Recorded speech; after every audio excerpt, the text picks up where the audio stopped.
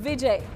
વધુ એક અગત્યના સમાચાર અત્યારે પ્રાપ્ત થઈ રહ્યા છે હારીજ નગરપાલિકાને લઈને કે જ્યાં પણ ભાજપનો ભગવો લહેરાયો છે।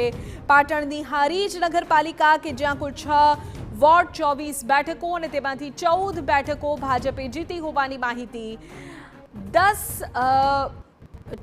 માહિતી મળી રહી છે તે અનુસાર 14 જીતી છે। આ તરફ વધુ એક અગત્યના સમાચાર ઓડ નગરપાલિકાને લઈને આણંદની વાત કરીએ તો ત્યાંની તમામ બેઠકો ભાજપે જીતી છે। 24 બેઠકોમાં અગાઉ તો બેઠકો બિનહરીફ થઈ હતી ત્યારે તમામ હવે બેઠકો ભાજપના ફાળે ગઈ હોય તેવી વિગતો પ્રાપ્ત થઈ રહી છે। આણંદથી આ સમાચાર સામે આવી રહ્યા છે।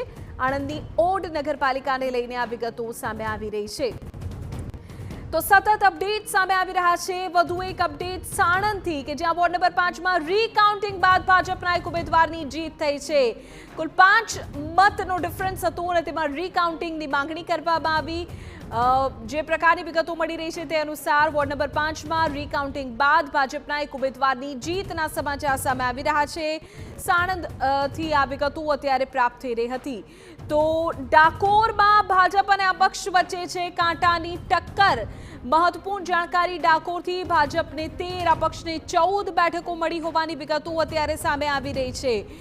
ડાકોર પાલિકામાં ભાજપ અને અપક્ષ વચ્ચે મજબૂત ટક્કર અત્યારે જોવા મળી રહી છે। આણંદ અને ખેડાની આ પાલિકાઓ કે જ્યાં રસપ્રદ જંગ છે।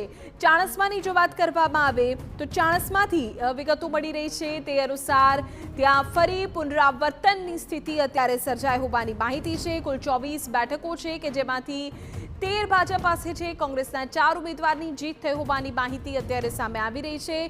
ચાણસ્મા નગરપાલિકામાં પણ કેસરીઓ લહેરાવો હોવાની માહિતી અત્યારે મળી રહી છે તો પાટણની ચાણસ્મા રાધરપુર અને હારીજ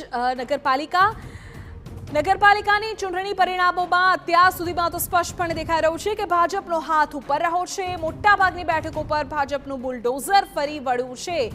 અગત્યના સમાચાર સામે આવી રહ્યા છે। કુલ 1677 બેઠકોમાંથી 950 પર ભાજપના વિજયના સમાચાર અત્યારે સ્પષ્ટ થઈ ચૂક્યા છે। 68માંથી 31 નગરપાલિકાઓમાં લહેરાયો છે ભાજપનો ભગવો। કોંગ્રેસના ફાળે 120 તો 90 બેઠકો પર અપક્ષોએ માર્યું છે મેદાન। જરા અપક્ષો પર વાત કરીએ।